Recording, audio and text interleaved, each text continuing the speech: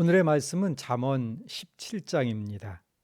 오늘의 말씀의 중심 교훈은 외적인 환경보다 마음가짐이 더 중요하다 하는 것입니다.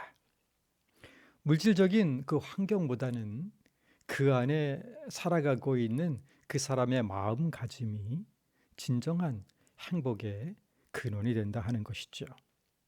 특별히 1절 말씀, 마른 떡 한 조각만 있고도 화목하는 것이 제육이 집에 가득하고도 다투는 것보다 나으니라 했습니다. 행복의 울타리인 가정, 그 안에서 화목이 물질의 많음보다 더 중요하다. 물질보다 마음가짐이 더 중요하다 하는 것입니다. 집안에 고기를 가득 쌓아놓고 살아가는 것보다 하나님을 경외하며 서로 사랑하며 그렇게 화목하는 것이 더 중요하다 하는 것입니다. 재물로 풍요를 살 수는 있지만 재물로 행복은 살 수가 없는 것이다 하는 것이죠. 서로 화목하고 서로 사랑하는 것이 진정한 행복의 근원이다 하는 말씀입니다. 이제 잠언은 악행과 거짓을 버리라 말씀하고 있습니다. 4절의 말씀, 악을 행하는 자는 사악한 입술이 하는 말을 잘 듣고 거짓말을 하는 자는 악한 혀가 하는 말에 귀를 기울이느니라. 결국은 근묵 자흑, 근주 자적. 그렇게 악한 사람들은 악한 사람들과 어울리다가 악한 사람들한테 이용당하고, 거짓말하는 사람은 결국은 자기 꾀에 넘어가서 더 큰 거짓말하는 사람들한테 당한다 하는 것입니다. 그러므로 하나님의 사람은 악행을 버리고 거짓을 버리라. 이것이 참 지혜의 길이다 하는 것입니다. 사람마다 그 신분에 어울리는 말 그릇이 있다 합니다. 성도에게는 그 신분에 어울리는 품격 있는 말 그릇이 있는 것이죠. 7절의 말씀 읽겠습니다. 지나친 말을 하는 것도 미련한 자에게 합당하지 아니하거든 하물며 거짓말을 하는 것이 존귀한 자에게 합당하겠느냐. 잠언은 여러 가지 교훈을 가르치고 있으나 특별히 말에 대해서도 많은 가르침을 주고 있습니다. 미련한 자라도 거짓말을 하거나 멸시당하는 자라도 지나친 말을 하게 될 때에는 거슬리고 민망한 법이죠. 그러나 존경받는 위치에 있는 사람이 이런 말을 한다면 그 마음속의 존경이 다 사라지게 되는 것입니다. 요즘 어느 나라 대통령도 늘 말을 함부로 해서 그 나라의 품격을 떨어뜨린다고 걱정하는 사람들이 많이 있습니다. 성도의 언어는 이 세상 사람과 달라야 한다 하는 것입니다. 성도에게는 성도에게 어울리는 말의 품격이 있다. 언어가 초라해지면 인격도 초라해지고 삶도 천박해지는 것이죠.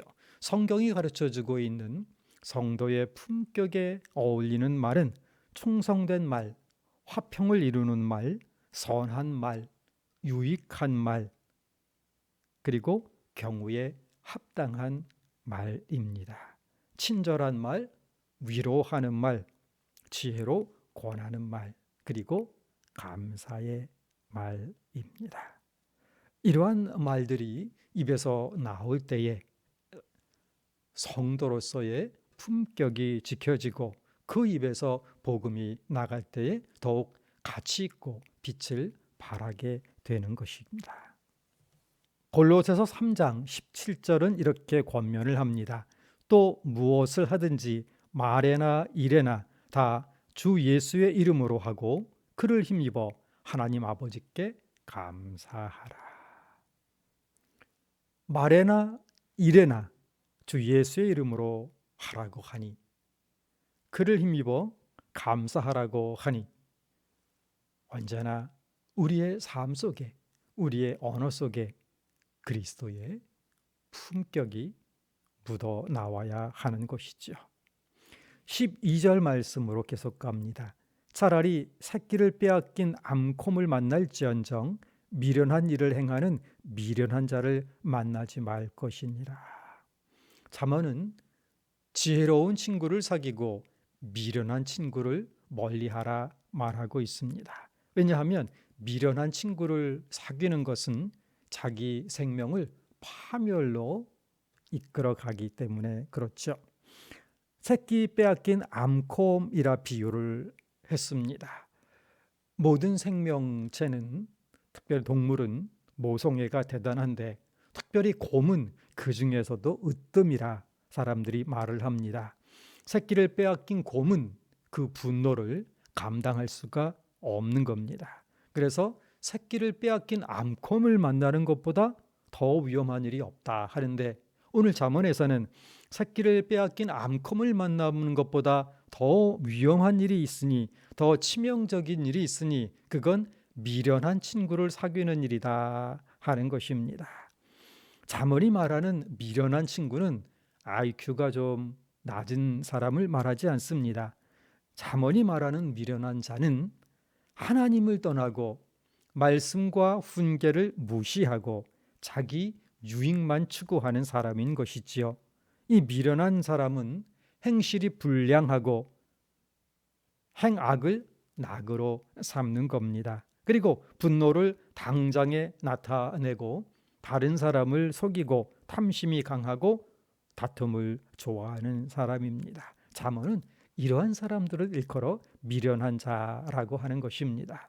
이러한 미련한 자의 마지막은 결국은 패망이다 하는 것이죠. 그러므로 미련한 자와 친구하게 되면 결국은 함께 패망하는 것이니 육신만 망하는 것이 아니고 영혼도 망하게 된다 하는 것입니다. 오늘 우리 사회 속에서도 우리 주변에도 똑똑한 채 하지만 똑똑한 줄 알지만 미련한 자들이 얼마나 많이 있습니까? 자기만 패망할 뿐만 아니라 남들까지도, 멀쩡한 사람들까지도 그 길로 이끌어 가는 것이죠. 미련한 자의 마지막 결국 지혜를 떠나고 악과 버타는 사람들의 마지막은 하나님의 심판인 것입니다. 그러므로 미련한 자를 친구 삼지 않고 하나님을 경외하는 자를 친구 삼아야 하는 것입니다. 하나님을 진실되이 경외하는 자를 친구로 삼는 만남의 복을 주시기를 기도하며 오늘 주 앞에 서기를 원합니다. 계시록도 이렇게 경고하고 있습니다. 18장 4절입니다. 또 내가 들으니 하늘로부터 다른 음성이 나서 이르되 내 백성아 거기서 나와 그의 죄에 참여하지 말고 그가 받을 재앙들을 받지 말라. 미련한 자들이 받게 될 재앙인 것입니다. 거기에 참여하지 말라는 것입니다. 17절의 말씀, 친구는 사랑이 끊어지지 아니하고 형제는 위급한 때를 위하여 낳느니라 했습니다. 진정한 친구는 사랑이 끊어지지 않고 위급할 때야 진정한 친구인 줄을 알게 된다 하는 것이죠. 우리 주님께서는 진정한 친구를 가르쳐 주십니다. 요한복음 15장 13절 14절 말씀입니다. 사람이 친구를 위하여 자기 목숨을 버리면 이보다 더 큰 사랑이 없나니 너희는 내가 명하는 대로 행하면 곧 나의 친구라. 우리에게 가장 좋은 친구, 진정한 지혜로운 친구, 생명을 주는 친구 예수님, 우리를 위하여, 친구를 위하여 자기 몸을 대성물로 십자가에 바치셨으니 이보다 더 좋은 친구, 이보다 더 진실한 친구는 없을 것입니다. 참 좋은 친구 우리 예수님께서 우리를 위하여 십자가에 달려 죽어 주셨기에 우리가 영원한 생명을 얻었습니다. 14절 말씀처럼 너희는 내가 명하는 대로 행하면 곧 나의 친구라.